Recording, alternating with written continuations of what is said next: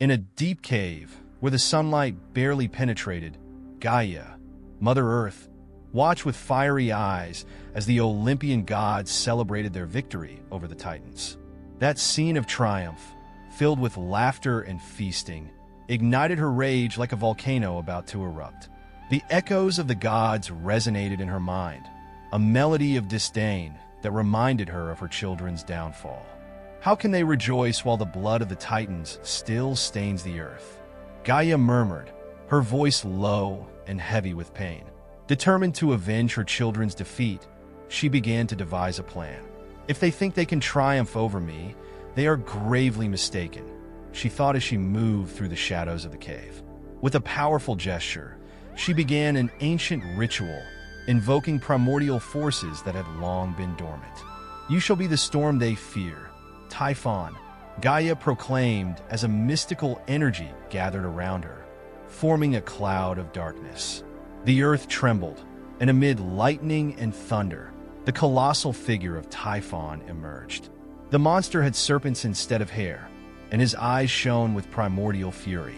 When he opened his mouth, a roar echoed as if the gods themselves were being challenged. I feel the urgency of my destiny, declared Typhon, his voice booming like thunder. Gaia smiled, satisfied. Go, my son. Bring chaos to Olympus and show them what it means to fear Mother Earth. Meanwhile, on Olympus, tranquility reigned, but an unease began to form. The gods, unprepared for the storm approaching, gathered in a council. Poseidon, with his restless waters, was the first to speak. I feel something terrible approaching. The earth cries out, and the sea churns like never before. Ares, always eager for battle, added, Let it come, let the battle begin. We are gods, and nothing can stop us. But the goddess Athena, with her wisdom, intervened. Do not underestimate what is to come. We need to prepare, for the force approaching is unlike anything we have faced before. The gods exchanged worried glances, realizing that the celebration could be interrupted abruptly. The fate of Olympus was about to be changed, and the shadow of Typhon was drawing near. The deafening sound of waves crashing against the rocks echoed through Poseidon's temple as Typhon approached, his colossal silhouette casting a terrifying shadow over the sanctuary. The god of the sea, with his trident in hand, felt the pressure of the air around him change, as if nature itself were in turmoil. He knew that the battle ahead would be fierce. Come, monster, shouted Poseidon, his voice resonating like thunder. Feel the wrath of the seas. Typhon, with his twisted serpents and eyes glowing like embers, let out a roar that made the ground tremble. You are nothing compared to the power I bring. The earth and sea will not hold me back. With a swift movement, Poseidon summoned the deep waters, a powerful wave rising in response to his call. Surrender, Typhon. This is not your place. The colossal monster merely laughed, a sound that seemed to resonate in every corner of the temple. He advanced, thrashing his enormous claws. The wave, though majestic, was not enough to halt his progress. With a brutal motion, Typhon sliced through the water, sending it splashing in all directions. Poseidon plunged into the waters, trying to use the strength of the ocean to his advantage. But Typhon, in his uncontrollable fury, lunged at him. The god of the sea was thrown back, crashing into a column of the temple with a thunderous impact that shattered the marble. Meanwhile, Ares and Artemis watched from the top of a nearby mountain. We must help him, Ares exclaimed, his armor reflecting the rays of the sun. He needs us, but we must be cunning, Artemis replied, the tension in her voice revealing her concern. Brute strength will not be enough against a being like Typhon. Determined to confront the monster, the two gods descended toward the temple. Ares brandished his sword, the metal gleaming in his hand. Typhon, do you dare attack a god? I am Ares, and you will find war here. But Typhon, in his rage, spun around suddenly, the serpents on his body lunging toward Ares. The god of war, despite his bravery, was caught off guard by the force of the attack. Artemis, in a desperate effort, shot an arrow, but Typhon dodged with an agile move, causing the arrow to strike a rock, scattering fragments everywhere. "Fall back! Do not face this creature!" shouted Poseidon, slowly regaining his footing. But it was too late. Ares and Artemis were already in the midst of battle, and Typhon's strength was overwhelming. A devastating blow sent Ares flying, leaving him incapacitated, while Artemis tried to evade the serpents that lunged at her. As chaos unfolded, Apollo, observing from afar, felt the urgency of the situation. "We need a strategy. We can't keep going like this," he shouted, but the roar of battle drowned out his words, and the atmosphere was thick with despair. Typhon was gaining ground, and Olympus seemed on the brink of ruin. Zeus, with a worried expression, looked at the assembled gods before him. Olympus, once filled with laughter and celebration, now echoed with the tension of imminent danger. He rose, his voice firm, yet a tremor of uncertainty escaped him. "Brothers and sisters, we face an adversary we cannot underestimate. Typhon is not just a monster. He is the embodiment of Gaia's vengeance." The gods listened intently. Athena, with her wisdom and cunning, raised her hand. "We need a strategy. We can't attack him recklessly.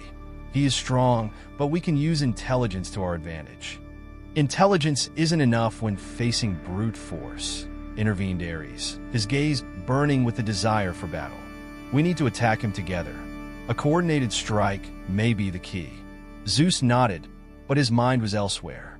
He felt the weight of responsibility. I have Kronos' sickle. If I can wield it, perhaps we'll have a chance." The murmurs intensified. "The sickle is a powerful artifact, but also dangerous," warned Apollo, his tone grave. "Prometheus warned us about the consequences of defying Gaia. We must tread carefully." "Caution isn't an option," replied Zeus, determination growing in his voice. "If we don't act now, Typhon will destroy everything we love. I cannot hesitate." As the gods prepared, Zeus withdrew to a quieter space. He held the sickle, remembering Prometheus's words.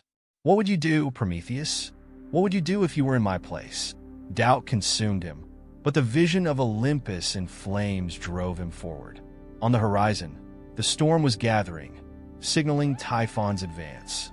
The sky turned dark and threatening, as if nature itself was rallying to the monster's side. Zeus took a deep breath and, with one last look at his brothers, decided it was time to act. "We are in this together. Unity is our only strength," he declared, as all the gods prepared for the battle ahead. The tension in the air was palpable. When the first lightning bolts ignited, Zeus felt the power of the sickle pulse in his hands.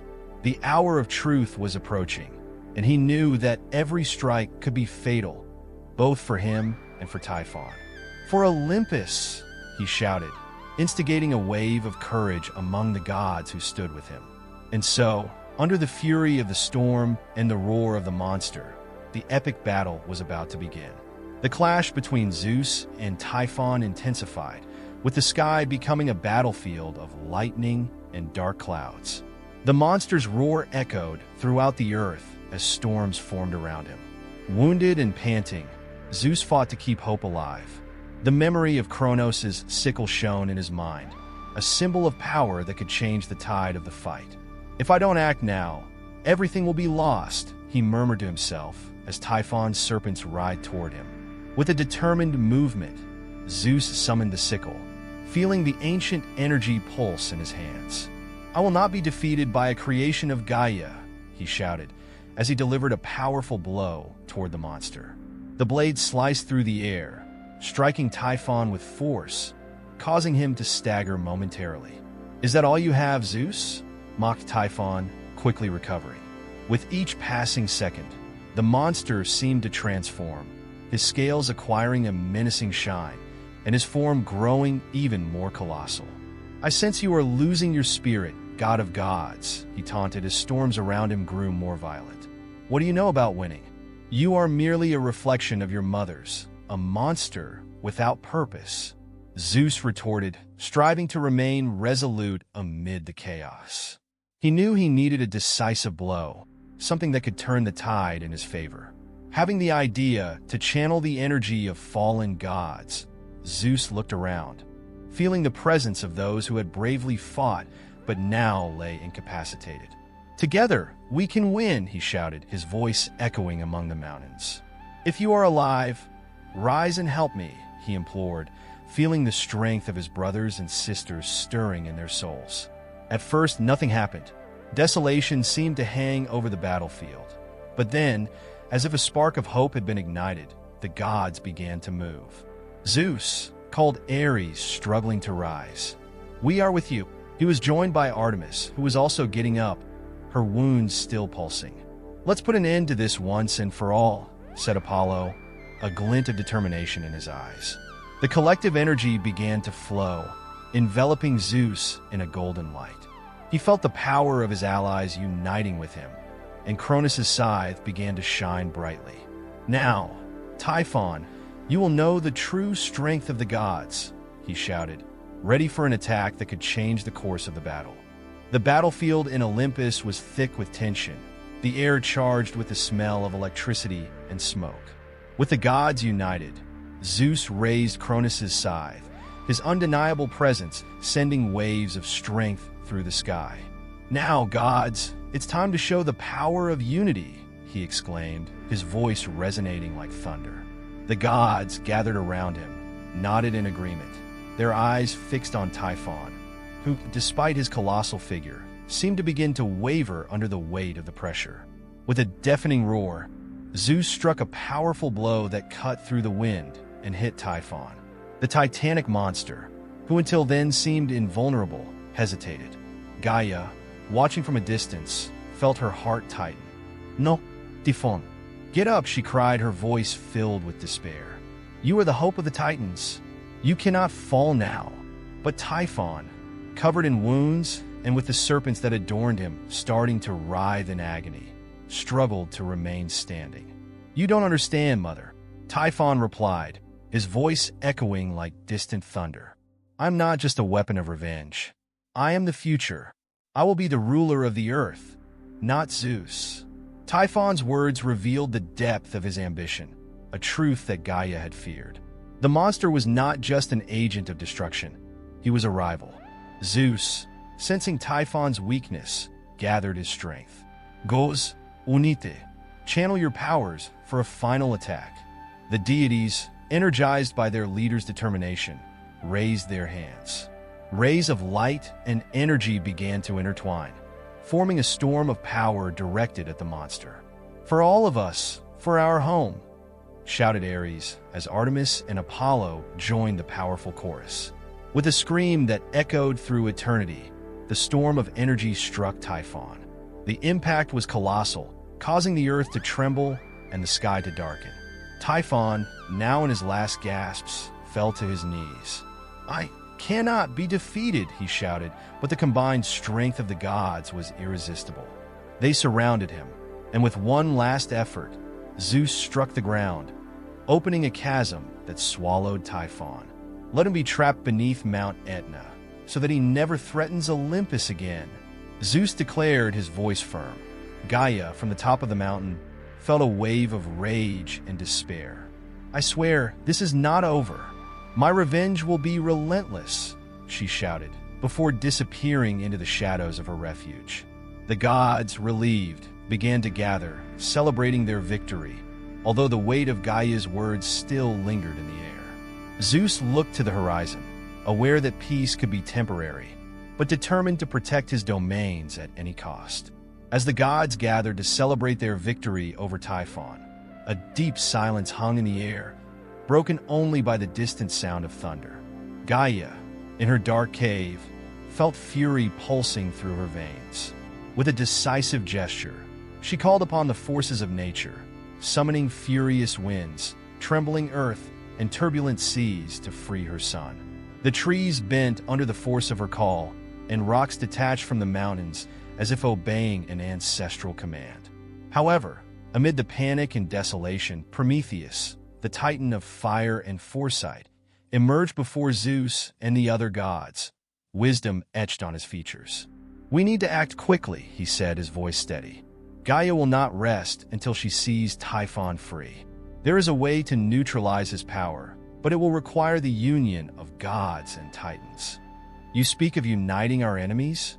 Ares questioned, disdainfully. They are responsible for our downfall. How can we trust them? We need to put aside our ancient rivalries, Prometheus insisted, looking into the eyes of each god. The only way to defeat Typhon once and for all is through an ancestral ritual that combines the energies of both sides. If we do not do this, we will all be lost. Zeus, though reluctant, felt the weight of Prometheus's words. He looked at the faces of the gods, sensing their uncertainty and fear.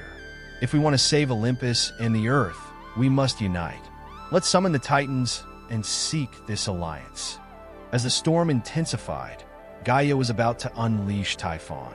With a wave of her hands, she was gathering the forces of nature, preparing to free the monster.